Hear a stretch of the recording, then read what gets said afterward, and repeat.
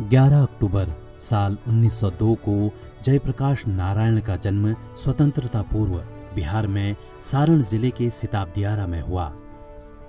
वो एक भारतीय स्वतंत्रता सेनानी और लोकप्रिय राजनेता थे। वो एक समाज सेवक थे जो लोकनायक के नाम से प्रसिद्ध हुए।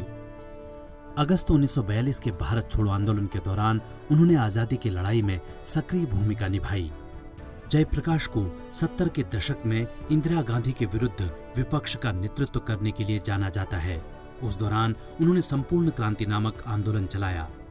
दिल्ली में स्थित लोकनायक जयप्रकाश अस्पताल उन्हीं की स्मृति में बनाया गया है। साल 1965 में उन्हें समाज सेवा के लिए रमन मैग्सेसे पुरस्कार से नवाजा गया और साल 1999 में उन्हें मरणोपरांत भारत रत्न से सम्मानित किया गया।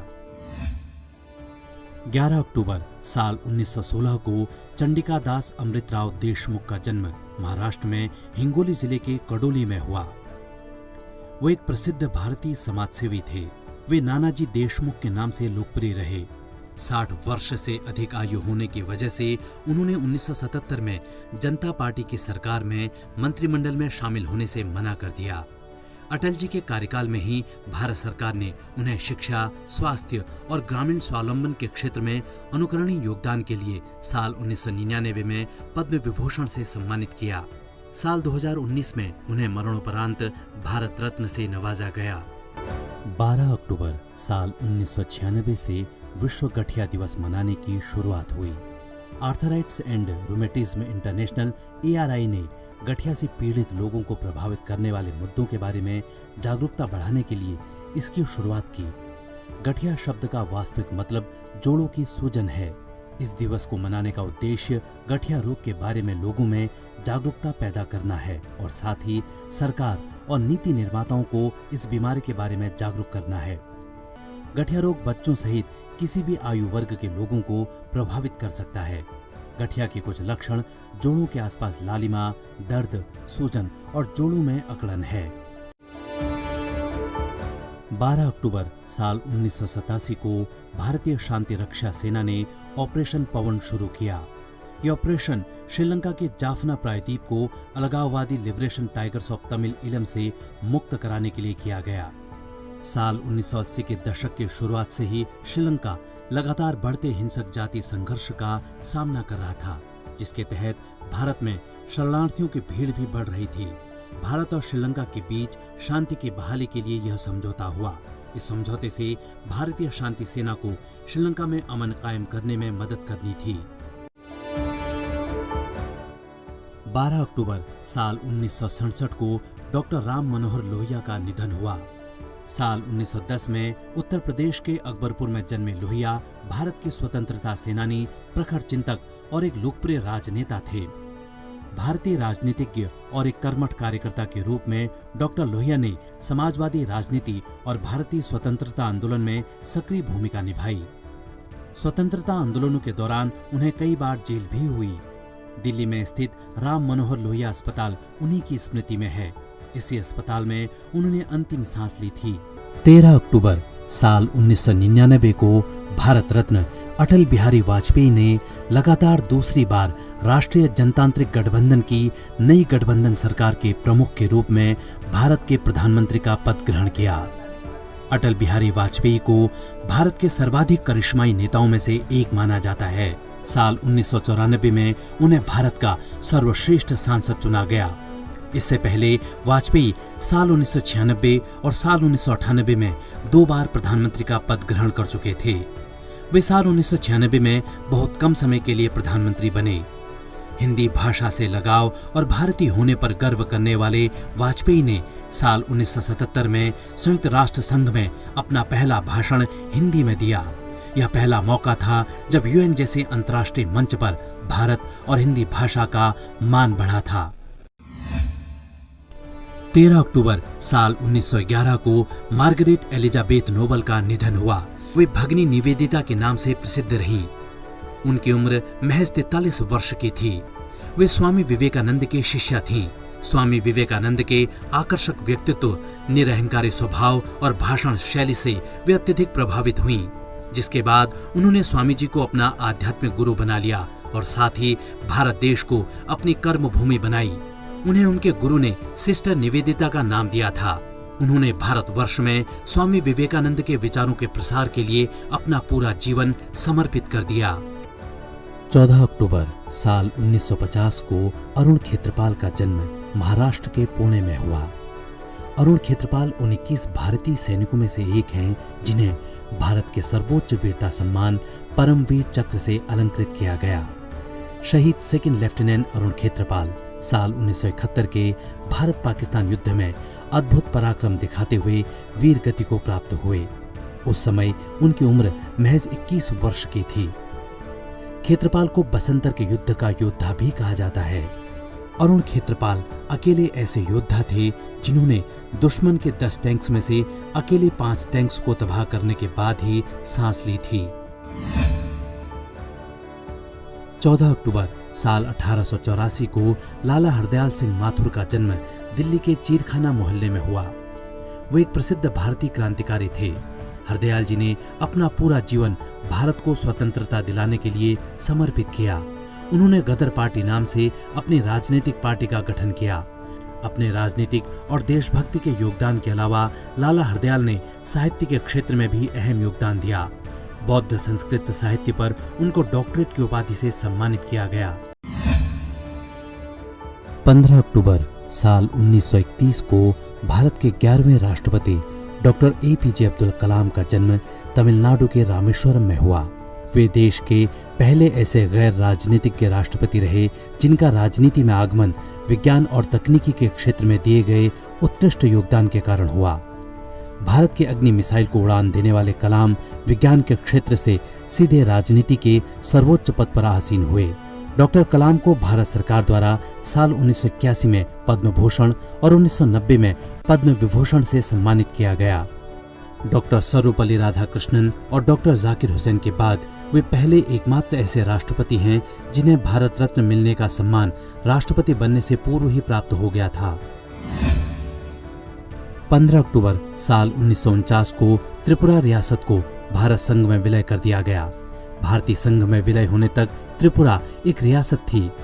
त्रिपुरा के अंतिम महाराजा वीर विक्रम सिंह की मृत्यु के बाद उनकी पत्नी महारानी कंचन प्रभा ने त्रिपुरा राज्य की बागडोर संभाली थी। उसके बाद उत्तर पूर्व पुनर्गठन अधिनियम 1971 के अनुसार साल 1972 में त्रिपुरा को एक पूर्ण राज्य का दर्जा प्राप्त हुआ। त्रिपुरा राज्य का भारतीय संघ में विलय करने में उन्होंने सहायक की भूमिका निभाई। 16 अक्टूबर साल 1945 से संयुक्त राष्ट्र ने विश्व खाद्य दिवस मनाने की शुरुआत की। संयुक्त राष्ट्र ने रोम में खाद्य एवं कृषि संगठन FAO की स्थापना की। खाद्यान्न की समस्या को देखते हुए संयुक्त राष्ट्र ने इस दिन को मनाने की घोषणा की थी। इस दिवस को मनाने का उद्देश्य विश्व भर में फैली भुखमरी की समस्या के प्रति लोगों में जागरूकता बढ़ाना है। भूख, कुपोषण और गरीबी के खिलाफ संघर्ष को मजबूती देना भी इस दिन को मनाने का मुख्य उद्देश्य है। खाद्य सुरक्षा, मानव स्वास्थ्य और सतत विकास के योगदान और खाद्य प्रदूषण को रोकने के लिए भी यह दिन अपनी ओर ध्यान आकर्षित करता है। WHO की रिपोर्ट के अनुसार हर वर्ष 10 में से 1 व्यक्ति दूषित भोजन के कारण बीमार होता है। हर साल विश्व स्वास्थ्य संगठन की ओर से इस दिन के लिए अलग थीम रखी जाती है। इस साल इस दिन की थीम है जल ही जीवन है, जल ही भोजन है, किसी को पीछे न छोड़ें। 17 अक्टूबर साल 1993 से अंतर्राष्ट्रीय निर्धनता उन्मूलन दिवस मनाने की शुरुआत हुई। दरअसल संयुक्त राष्ट्र महासभा ने 22 दिसंबर साल 1992 को इस दिन को मनाने का प्रस्ताव पारित किया था। इस दिन को मनाने के मुख्य उद्देश्यों में से एक है विकासशील देशों में निर्धनता को समाप्त करना।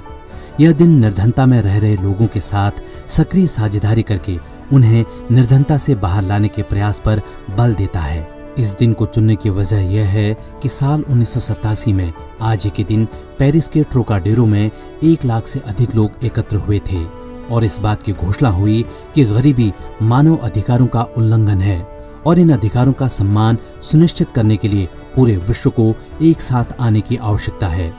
इस वर्ष इस दिन के लिए थीम है सभ्य कार्य और सामाजिक सुरक्षा, सभी के लिए सम्मान को व्यवहार में लाना। 18 अक्टूबर साल 1922 को British broadcasting company limited BBC का गठन किया गया। बीबीसी का गठन यूनाइटेड किंगडम में व्यापार करने वाली ब्रिटिश और अमेरिकी विद्युत कंपनियों ने किया। बीबीसी एक ब्रिटिश सार्वजनिक सेवा प्रसारक है।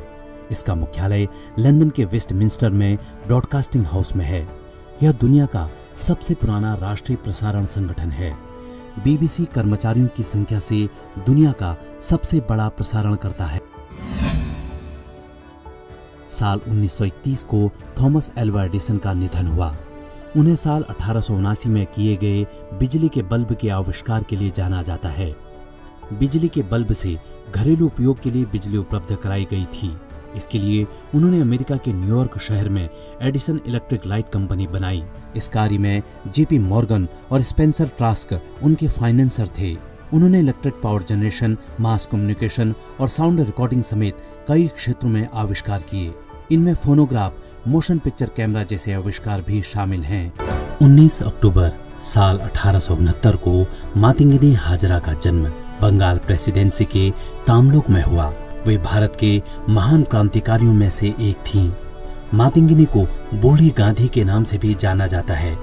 साल 1933 में करबंदी आंदोलन को दबाने के लिए बंगाल के तत्कालीन गवर्नर एंडरसन तामलुक आए तो उनके विरोध में प्रदर्शन हुआ। वीरांगना मातंगिनी हाजरा सबसे आगे काला झंडा लिए डटी रहीं। साल 1942 में एक विरोध प्रदर्शन के लिए मातंगिनी लगभग 5000 लोगों के साथ सरकारी डाक बंगले में पहुंच गई। अंग्रेजों ने 72 साल की उम्र में उन्हें गोलियों से छलनी कर दिया, लेकिन उन्होंने मरते दम तक तिरंगे को नहीं गिरने दिया और उनके मुंह से वंदे मातरम निकलता रहा। 19 अक्टूबर साल 1910 को प्रसिद्ध खगोल भौतिक शास्त्री सुब्रमण्यम चंद्रशेखर का जन्म लाहौर में हुआ। खगोलिकी के क्षेत्र में उनकी सबसे बड़ी सफलता उनके द्वारा प्रतिपादित चंद्रशेखर सीमा नामक सिद्धांत है। चंद्रशेखर सीमा के प्रतिपादन के फलस्वरूप ही न्यूट्रॉन तारों और ब्लैक होल्स का पता चला था। उन्होंने श्वेत ड्वार्फ तारों के समूह की अधिकतम आयु सीमा के निर्धारण की विवेचना की। साल 1968 में उन्हें भारत सरकार द्वारा पद्म विभूषण से सम्मानित किया गया और साल 1983 में उन्हें भौतिकी के नोबेल पुरस्कार से नवाजा गया। 19 अक्टूबर साल 1920 को पांडुरंग शास्त्री अठावले का जन्म बॉम्बे प्रेसिडेंसी के रोहा में हुआ। वे भारत के दार्शनिक, आध्यात्मिक गुरु और समाज सुधारक थे। उन्होंने साल 1954 में स्वाध्याय आंदोलन चलाया और स्वाध्याय परिवार की स्थापना की। स्वाध्याय आंदोलन श्रीमद् भगवद गीता पर आधारित आत्मज्ञान का आंदोलन है, जो भारत के 1 लाख से अधिक गांवों में फैला हुआ है और इसके लाखों सदस्य हैं। पांडुरंग शास्त्री अठावले के जन्मदिन को मनुष्य गौरव दिवस के रूप में मनाया जाता है। साल 1999 में पांडुरंग शास्त्री को पद्म विभूषण से सम्मानित किया गया। साल 2010 को विश्व सांख्यिकी दिवस मनाने की घोषणा हुई। संयुक्त राष्ट्र सांख्यिकी आयोग द्वारा अपने 41वें सत्र में यह घोषणा हुई। संयुक्त राष्ट्र महासभा में इस दिवस को हर 5 साल बाद मनाने की घोषणा हुई, जिसके बाद इसे 2015 में दूसरी बार मनाया गया। आज ही के दिन 2020 में तीसरा विश्व सांख्यिकी दिवस मनाया गया। 2020 में विश्व सांख्यिकी दिवस की थीम थी connecting the world with data we can trust. 20 अक्टूबर साल 1930 को भारत के उच्च न्यायालय की पहली महिला मुख्य न्यायाधीश लीला सेठ का जन्म हुआ। हिमाचल प्रदेश उच्च न्यायालय में मुख्य न्यायाधीश बनने वाली वे भारत की पहली महिला थीं।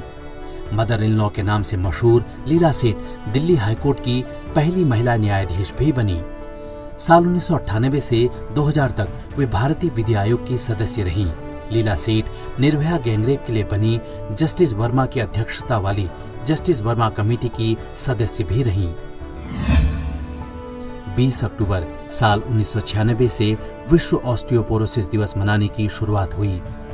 ऑस्टियोपोरोसिस यानी अस्थि सुषिरता एक ऐसा रोग है जिसमें हड्डियां कमजोर हो जाती है, जिससे फ्रैक्चर का खतरा बढ़ जाता है। यूनाइटेड किंगडम की नेशनल ऑस्टियोपोरोसिस सोसाइटी ने इस दिन को मनाने की घोषणा की। इस बीमारी की रोकथाम के लिए कैल्शियम और विटामिन डी युक्त खाद्य पदार्थों जैसे दूध, दही और हरी पत्तेदार सब्जियों से भरपूर संतुलित आहार का सेवन किया जाता है। 20 अक्टूबर साल 1962 को भारत चीन युद्ध शुरू हुआ, जिसे भारत चीन सीमा विवाद के रूप में भी जाना जाता है। चीन में साल 1959 के तिब्बती विद्रोह के बाद जब भारत ने दलाई लामा को शरण दी तो भारत चीन सीमा पर हिंसक घटनाओं की एक श्रृंखला शुरू हो गई। चीनी सेना ने लद्दाख में और मैकमोहन रेखा के पार एक साथ हमले शुरू किए। इस युद्ध में ज्यादातर लड़ाई 4250 मीटर से अधिक ऊंचाई पर लड़ी गई। इस प्रकार की परिस्थिति ने दोनों पक्षों के लिए रसद और अन्य लॉजिस्टिक समस्याएं प्रस्तुत की। 21 नवंबर 1962 को चीन ने युद्ध विराम की घोषणा की और चीन की सेना अपने पहले वाली जगह पर वापस लौट आई।